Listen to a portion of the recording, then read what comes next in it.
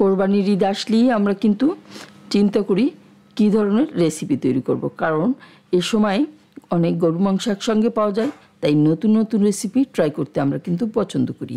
আসসালামু আলাইকুম viewers, Swiss and বেকিংয়ে সবাইকে স্বাগত। আশা করি সবাই অনেক বেশি ভালো আছেন। আজকে থাকছে একই ভিডিওতে 4টি ভিন্ন রকমের মজার এবং এক এক অঞ্চলের ঐতিহ্যবাহী কয়েকটা রেসিপি। আশা করি আপনাদের কাছে অনেক বেশি ভালো লাগবে। তো চলুন মূল রেসিপিতে চলে যাচ্ছি। এর জন্য আমি একটা মাটির হাঁড়ি নিয়েছি, আর নিয়েছি 800 গ্রাম পরিমাণে গরুর মাংস। মাংসটা আমি কেটে বেছে ভালোভাবে ধুয়ে পরিষ্কার করে নিয়েছি। এই মাংসে কিন্তু পেঁয়াজের পরিমাণটা একটু বেশিই লাগে। আমি হাফ কাপ পেঁয়াজ এখানে দিয়ে দিচ্ছি স্বাদ মতো লবণ, হলুদের গুঁড়া হাফ চা চামচ পরিমাণে, লাল মরিচের গুঁড়া 1 চা চামচ পরিমাণে। এখানে আরো কাঁচামরিচ, শুকনো মরিচ যাবে, তাই আমি লাল মরিচের গুঁড়াটা একটু কম দিয়েছি। দিয়ে দিচ্ছি কাশ্মীরি চিলি পাউডার হাফ চা চামচ পরিমাণে।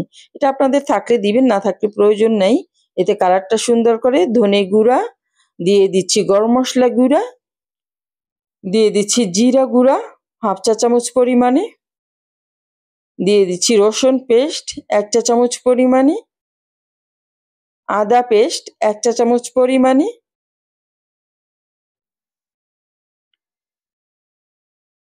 গোলমরিচের গুঁড়া হাফ চা চামচ পরিমাণে। আরো দিয়ে দিচ্ছি সরিষার তেল। সরিষার তেলটা কিন্তু এই হান্ডি বিফের মেন উপকরণ। হান্ডি বিফ রান্না করতে সরিষার তেলটা লাগবেই। পেঁয়াজ আর সরিষার তেল এই দুইটা জিনিস একটু বেশি লাগে এই বিফটা রান্না করতে। আমি চলে আসছি চুলায়। প্রথমে হালকা একটু গরম করে নিলাম হাঁড়িটা, তারপর গরম তেল এতে দিয়ে দিলাম। সরিষার তেল অবশ্যই হতে হবে। দিয়ে দিলাম পেঁয়াজ কুচি আধা কাপ পরিমাণে, রসুন কুচি 1 টেবিল চামচ পরিমাণে। আমি যেহেতু রসুন পেস্ট দিয়েছি তাই অল্পই দিলাম। আর এখানে কিছু মশলা নিলাম, শুকনো তেজপাতা, শুকনো মরিচ, কাঁচা মরিচ, লবঙ্গ, দারুচিনি, এলাচ, এগুলি সবকিছু আমি এর ভিতরে দিয়ে দিব। দিয়ে নাড়াচাড়ার কোনো প্রয়োজন নেই। আর মাংসটা মেখে আমি রেখে দিয়েছি 2 ঘন্টার জন্য রেস্টে। দেখুন 2 ঘন্টা পরে এটা এর মধ্যে দিয়ে দিচ্ছি। মাংসটা আগে মাখিয়ে রাখলে হয় কি, মশলার একটা গরম থাকে, তাতেও মাংসটা তাড়াতাড়ি সফট করে দেয়। এই রান্নায় পানির কোনো প্রয়োজন নেই। মাংসে যে পানি বের হবে পেঁয়াজ তেলেই এটা ভালোভাবে সিদ্ধ হয়ে যাবে। আর আপনারা আস্ত রসুন দিয়ে দিবেন 2-3টা, যার যেমন মাংস সেই অনুযায়ী দিয়ে দিবেন। আর আমি কিছু আটা গুলিয়ে রেখেছিলাম, সেটা এরকম শক্ত করে মোটা করে সাইড দিয়ে দিতে হবে, যেন ঢাকনা দিয়ে কোনো বাষ্প বাহিরে না বের হয়। বাষ্প বের হলে কিন্তু মাংসটা ভালোভাবে সিদ্ধ হবে না, তাই এদিকটা অবশ্যই খেয়াল রাখতে হবে। আমি এটা সুন্দরভাবে ঢেকে দিচ্ছি। আর ঢেকে দিয়ে আমি চুলার হিটটা প্রথমে একটু বাড়িয়ে দিব, তারপর একদম লো হিটে আমি এটা রান্না করব। প্রথম 3-4 মিনিট আমি চুলার হিটটা একটু বাড়িয়ে রাখবো, তাও মিডিয়ামে, খুব বেশি বাড়াবো না। মিডিয়ামে 3-4 মিনিট রান্না করে এটা আমি একদম লো হিটে 40 থেকে 45 মিনিটের মতো রান্না করে নেব। এতেই মাংসটা একদম রান্না হয়ে যাবে। ফিরে আসছি 45 মিনিট পরে। আমি ঢাকনাটা একটু কেটে নিচ্ছি। আর এটা কিন্তু চুলাটা বন্ধ করে 5-7 মিনিট ওয়েট করতে হবে, তারপর আপনারা ঢাকনাটা খুলে নেবেন। একদম সঙ্গে সঙ্গেই ঢাকনাটা খুলবেন না। এই যে দেখুন এখনো ফুটছে ভিতরে মাংসটা। আমার কিন্তু দেখেই বেশ মজা লাগছে, আর খেতেও কিন্তু এটা অসাধারণ হয়। যারা তৈরি করে খাবেন তারাই বুঝতে পারবেন যে এর টেস্টটা কত মজার। বাইরে থেকে কিনেও খাওয়া যায়, কিন্তু নিজে যদি তৈরি করে একটা জিনিস খেতে পারি সেটা কিন্তু আলাদা একটা শান্তি পাওয়া যায়। তো তৈরি হয়ে গেল আমার হান্ডি বিফ বা মটকা বিফ। আমি একটু কাছ থেকে দেখিয়ে দিচ্ছি। দেখুন এই যে একদম ইয়াম্মি লাগছে, আমার তো এখনই মনে হচ্ছে খেয়ে নেই। এই যে আমি একটু সার্ভ করে দিচ্ছি। আর এটা গরম গরম ভাতের সঙ্গে কিন্তু একদম জমে যায়। আপনারা গরম গরম ভাত নিবেন আর গরম গরম হান্ডি বিফ খাওয়াটা একদম জমে যাবে। আশা করি আজকের এই রেসিপিটা আপনাদের কাছে অনেক বেশি ভালো লেগেছে। আমি অনেক সহজভাবেই এটা দেখানোর চেষ্টা করেছি, যাতে সহজেই তৈরি করা যায়। আসছে ঈদে বাসায় অবশ্যই ট্রাই করবেন।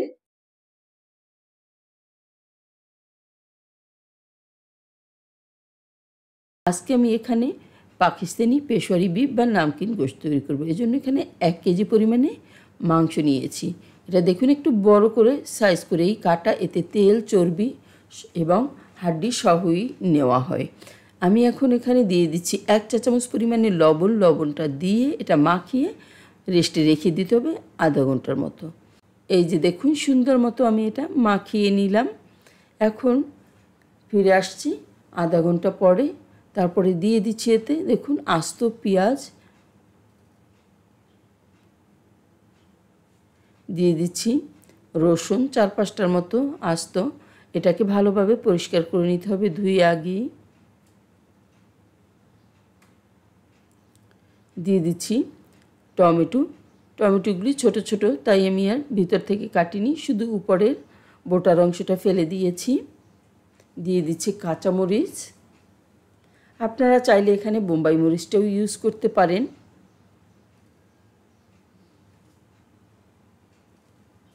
এরপরে দিয়ে দিচ্ছি এখানে আদা 1 ইঞ্চির মতো। আদাটা আমি ছিলে এরকম পিস পিস করে কেটে নিয়েছি, একটু ছড়িয়ে সব জায়গায় দিয়ে দিতে হবে। তারপরে দিয়ে দিচ্ছি গোলমরিচ কিছুটা, ভালোভাবে সব জায়গায় ছড়িয়ে দিলাম। এরপর দিয়ে দিচ্ছি 2 চা চামচ ঘি। অথেন্টিক রেসিপিতে ঘিটা নেই, আপনারা চাইলে এটা স্কিপ করতে পারেন। ঘিটা দিলে এর ফ্লেভারটা অনেক সুন্দর হয়। এরপর চলে আসলাম চুলায়। এখন আমি দিয়ে দিব কয়েকটা আস্ত ছোট ছোট আলু। আলুটা আমি কেটে নিইনি, কারণ এগুলি ছোট ছোট, আর যেহেতু এটা অনেক সময় ধরে রান্না করতে হবে তাই আর কাটলাম না। এখন আমি 2-3 মিনিটের মতো এটা কষিয়ে নেব সুন্দরভাবে। উল্টে পাল্টে কষিয়ে নিতে হবে। আর এই রান্নাটা হবে একদম লো হিটে। রান্নাটা করতে 2 থেকে 2.5 ঘন্টার মতো সময় লাগতে পারে। মাংস যদি ফ্রেশ হয় তাহলে সময়টা একটু কম লাগবে, ফ্রিজের মাংসের সময়টা একটু বেশি লাগবে। আমি ভালোভাবে কষিয়ে এতে দেখুন এখন দিয়ে দিচ্ছি পানি, ফুটন্ত গরম পানি দিয়ে দিতে হবে। এরপরে আর আমি কোনো পানি ইউজ করব না, এটা দিয়েই পুরো মাংসটা সিদ্ধ করে নিব। এই যে ভালোভাবে মিক্স করে দিচ্ছে স্প্যাচুলা দিয়ে। এরপর লো হিটে ঢাকনা দিয়ে আমি এটা রান্না করতে থাকবো একদম তুলার মতো নরম হয়ে যাওয়া পর্যন্ত। মাঝে মাঝে অবশ্যই নাড়িয়ে দিতে হবে। এই যে দেখুন মাংসটা ফুটে উঠেছে আর উপরে কিছুটা ফেনা ফেনা হয়েছে, এই ফেনাটা তুলে ফেলে দিতে হবে। এই যে দেখুন স্প্যাচুলা দিয়ে আমি ফেনাগুলি তুলে নিচ্ছি।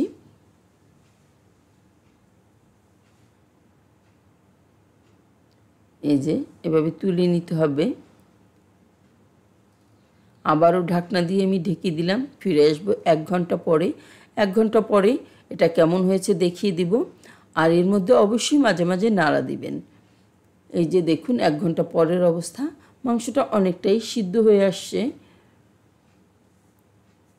এই যে সাবধানে নরম হাতে নেড়ে দিতে হবে।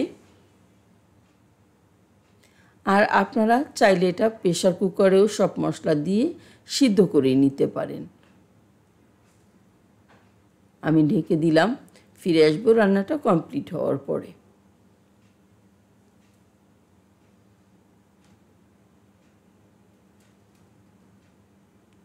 এই যে দেখুন 2.5 ঘন্টার মতো আমার হয়ে গেছে। মাংসগুলি একদম সিদ্ধ হয়ে তুলার মতো নরম হয়ে গেছে। আমি একটু সার্ভ করে আপনাদেরকে দেখিয়ে দিচ্ছি এটা কেমন হয়েছে। একদম তুলার মতো নরম, যাদের দাঁত নেই তারাও অনায়াসে এটা খেয়ে ফেলতে পারবে।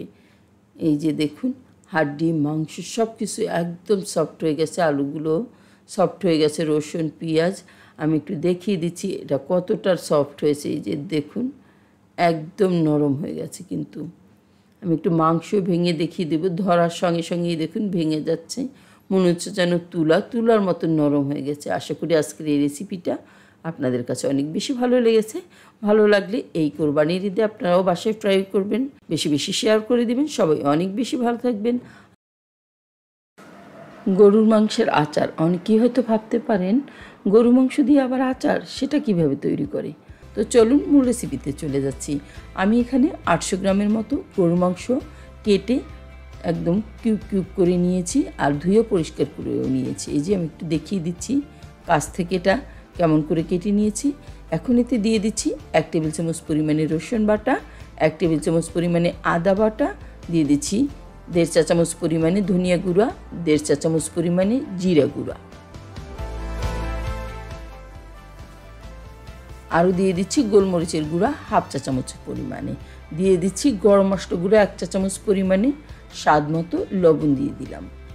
এখন দিয়ে দিচ্ছি লাল মরিচের গুঁড়া। লাল মরিচের গুঁড়াটা অবশ্যই নিজেদের স্বাদ অনুযায়ী দিবেন, যারা ঝাল কম খান তারা একটু কম দিয়ে নেবেন, আমি কিন্তু একটু বেশিই দিয়ে নিয়েছি। হলুদের গুঁড়া হাফ চা চামচ পরিমাণে দিলাম সরিষার তেল। আচারটা অবশ্যই সরিষার তেল দিয়ে তৈরি করতে হবে, দিয়ে সুন্দরভাবে মাখিয়ে নিতে হবে। একদম উল্টে পাল্টে আমি মাখিয়ে নিলাম। হাতে সময় থাকলে আধা ঘন্টা রেস্টে রেখে দিতে পারেন, আমি সঙ্গে সঙ্গেই বসিয়ে দিলাম।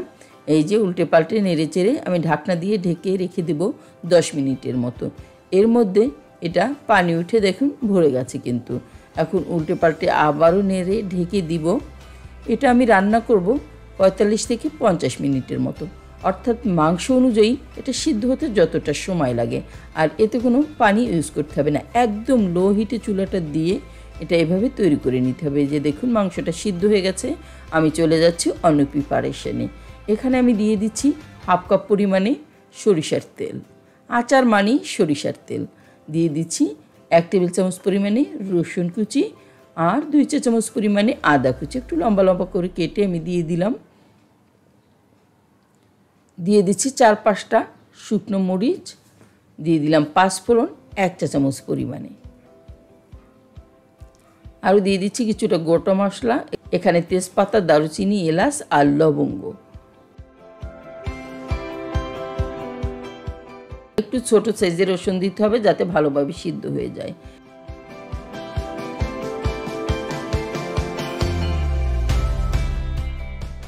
এরপর দিয়ে দিলাম সেই মাংসটা সম্পূর্ণটুকু, এতে দিয়ে আমি আরও 20 থেকে 25 মিনিটের মতো রান্না করব। এতে মাংসের কালারটাও চেঞ্জ হয়ে যাবে আর এর ভিতরে কোনো পানির অংশ আর থাকবে না, সুন্দরভাবে রান্না হয়ে যাবে। মাংসটা সংরক্ষণ করা যাবে 5 থেকে 6 মাসের মতো।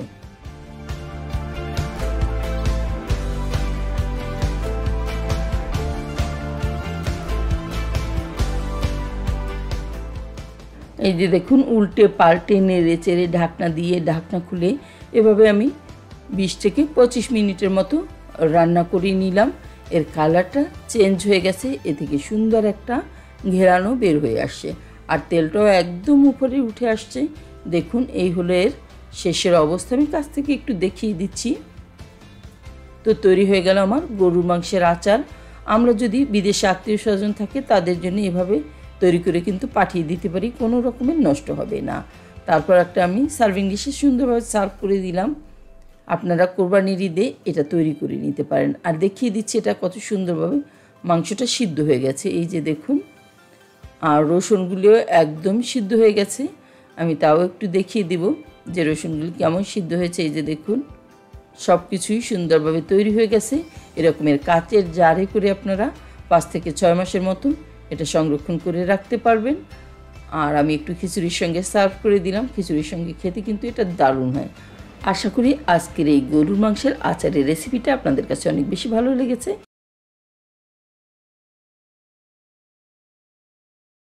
কালাভুনা পছন্দ করে না এমন লোক খুব কমই পাওয়া যাবে। তো চলুন মূল রেসিপিতে চলে যাচ্ছি। আমি এখানে ফ্রেশ 1.5 কেজি পরিমাণের গরুর মাংস নিয়েছি। এখানে হাড্ডি চর্বি সব কিছু মিলিয়ে নিয়েছি, কারণ কালাভুনাটা শুধু মাংস দিয়ে হয় না, এতে হাড্ডি চর্বি সব কিছুই দিতে হয়। আমি এখানে 1 কাপ পরিমাণে তেল দিয়ে দিচ্ছি। এই তেল দিয়ে আমি পেঁয়াজটা ভেজে নিয়েছি। দিয়ে দিচ্ছি 1 কাপ পরিমাণে মোটা করে কাটা পেঁয়াজ, দিয়ে দিচ্ছি 5টার মতো এলাচ, দিয়ে দিচ্ছি স্টার এনিস 2টা, দিয়ে দিচ্ছি কালো এলাচ 2টা, দিয়ে দিচ্ছি কাবাব চিনি 8-10টার মতো, দারুচিনি 2 টুকরা, দিয়ে দিচ্ছি লবঙ্গ 4টার মতো, দিয়ে দিচ্ছি কালো গোলমরিচ আধা চা চামচের মতো, দিয়ে দিচ্ছি তেজপাতা, একটু ছিঁড়ে দিতে হবে তাহলে ঘ্রাণটা ভালোভাবে বের হবে, দিয়ে দিচ্ছি লাল মরিচের গুঁড়া 2.5 টেবিল চামচের মতো। আপনারা ঝালটা যেমন পছন্দ করেন তেমন দিয়ে নেবেন, কালো ভুনায় কিন্তু ঝালটা একটু বেশি দেওয়া লাগে। দিয়ে দিলাম হলুদের গুঁড়া হাফ চা চামচের মতো, দিয়ে দিচ্ছি রসুন পেস্ট 1 টেবিল চামচ পরিমাণে, আদা পেস্ট 1 টেবিল চামচ পরিমাণে, লবণ স্বাদ মতো, দিয়ে দিচ্ছি পেঁয়াজ ব্রেস্তা 1 কাপ, দিয়ে আমি সুন্দরভাবে সবকিছু মাখিয়ে নেব। একদম কষলে কষলে মেখে নেবেন যেন মাংসের গায়ে গায়ে মশলাটা ভালোভাবে মেখে যায়, তাহলেই এর স্বাদটা বেড়ে যাবে। কালাভুনা যতটা মাখাবেন ততই এর টেস্ট বাড়বে। সব শেষে দিয়ে দিলাম 1 টেবিল চামচ পরিমাণে সয়া সস। সবকিছু ভালোভাবে মেখে আমি চুলায় দিয়ে দিলাম। চুলাটা হাই হিটে দিয়ে দিতে হবে। হাই হিটে দিয়ে আমি 8 থেকে 10 মিনিটের মতো রান্না করে নেব যেন একদম পানিটা বের হয়ে আসে। তারপর ঢাকনা খুলে নেড়ে দিতে হবে বারবার। বারবার নেড়ে চেড়ে এটা আমি রান্না করে নেব পানিটা টানা পর্যন্ত। মাংস থেকে যে পানি বের হয়েছে এ দিয়েই মাংসটা সিদ্ধ হয়ে যাবে। আর যদি সিদ্ধ না হয় তখন আপনারা আলাদা পানি অ্যাড করে দিবেন। দেখুন এর পানিটা অনেকটাই শুকিয়ে এসেছে। এ পর্যায়ে আমি ঢাকনাটা খুলে কিছুটা গরম মশলা দিয়ে দিব। এই যে তেলটা উপরে উঠে এসেছে। এখন দিয়ে দিচ্ছি আমি গরম মশলা আধা চা চামচ পরিমাণে, দিয়ে দিচ্ছি জিরা গুঁড়া আধা চা চামচ পরিমাণে, এখানে ভাজা জিরা গুঁড়া দিলাম। দিয়ে দিচ্ছি রাঁধুনি আধা চা চামচ পরিমাণে, দিয়ে দিচ্ছি জয়ফল গুঁড়া সামান্য, অল্প পরিমাণে গোলমরিচের গুঁড়া দিয়ে দিলাম। সবকিছু দিয়ে সুন্দরভাবে নেড়ে চেড়ে আবারও আমি ঢাকনাটা দিয়ে দিব এবং লো হিটে রান্না করব। এখন লো হিটে কিছুক্ষণ রান্না করে নিব যেন মাংসটা পুরোপুরিভাবেই সিদ্ধ হয়ে যায়। রান্না করে সিদ্ধ হওয়া পর্যন্ত অপেক্ষা করছি। দেখুন এটার তেল একদম উপরে উঠে এসেছে এবং ঝোলটাও গায়ে গায়ে এসে গেছে। এ পর্যায়ে এখন আমি বাগারের প্রিপারেশনে চলে যাচ্ছি। আমি চুলায় একটা প্যান বসিয়ে নিয়েছি। এতে দিয়ে দিচ্ছি 1/4 কাপ পরিমাণে সরিষার তেল, দিয়ে দিচ্ছি 1/3 কাপ পরিমাণে পেঁয়াজ কুচি, 1 টেবিল চামচ পরিমাণে রসুন কুচি দিয়ে আমি যখন হালকা ভাজা ভাজা হয়ে যাবে সে অবস্থায় এর মধ্যে অ্যাড করে দিব আদা কুচি 1 টেবিল চামচ পরিমাণে, দিয়ে দিচ্ছি শুকনো মরিচ 5 থেকে 6টার মতো দিয়ে সুন্দরভাবে বাগারটা রেডি করে নেব আমি। আর বাগারটা কিন্তু মিডিয়াম হিটে দিয়ে নেবেন, না হলে একদম পুড়ে যেতে পারে। আমার বাগারটা রেডি হয়ে গেছে। এই অবস্থায় কালাভুনার মাংস থেকে আমি কিছুটা মাংস এতে দিয়ে দিলাম, দিয়ে ঢাকনাটা ঢেকে দিতে হবে যেন এর সুঘ্রাণটা বের হয়ে না যায়। তারপর দেখুন আমি এরকম ভাবে একটু নাড়িয়ে দিচ্ছি যেন মাংসের ভিতরে বাগারটা চলে যায়। এরপরে মাংসটুকু দিয়ে দিচ্ছি সম্পূর্ণ মাংসের ভিতরে, দিয়ে ঢাকনাটা দিয়ে আমি আরো কিছুক্ষণ রান্না করে নিব। আর তার আগে সুন্দর মতো ভাবে মিক্স করে নিতে হবে। দেখুন এই যে ভালোভাবে মিক্স করে নিচ্ছি। এখন ঢাকনাটা দিয়ে দিতে হবে। দিয়ে 8-10 মিনিটের মতো রান্না করার পরে আমি এতে দিয়ে দিচ্ছি কিছুটা গুঁড়ো মশলা, আধা চা চামচ পরিমাণে রাঁধুনি গুঁড়া, আধা চা চামচ পরিমাণে গরম মশলা গুঁড়া, দিয়ে দিচ্ছি কিছুটা ভাজ খোলা পেঁয়াজ, দিয়ে আবারও নেড়ে চেড়ে আমি রান্না করব 10 থেকে 15 মিনিটের মতো একদম লো হিটে। তাহলেই রেডি হয়ে যাবে কালাভুনা, একদম খাওয়ার জন্য পুরোপুরি রেডি। আমি ফিরে আসছি এটা কমপ্লিট হওয়ার পরে, 15 মিনিট পরেই ফিরে আসছি। দেখুন রান্নাটা আমার কমপ্লিট। আমি একটা সার্ভিং ডিশে সার্ভ করে দিচ্ছি। দেখতে কত মজার হয়েছে, আমার তো মনে হচ্ছে এখনই খেয়ে ফেলি। আর কালাভুনা হলে এর সঙ্গে গরম গরম যদি ভাত হয় তাহলে কিন্তু একদম জমে যাবে খাওয়াটা। তো সবাই অনেক বেশি ভালো থাকবেন, আর আমার রেসিপিটা ভালো লাগলে বেশি বেশি শেয়ার করে দিবেন। এই ঈদে সবাই বাসায় ট্রাই করবেন। আল্লাহ হাফেজ।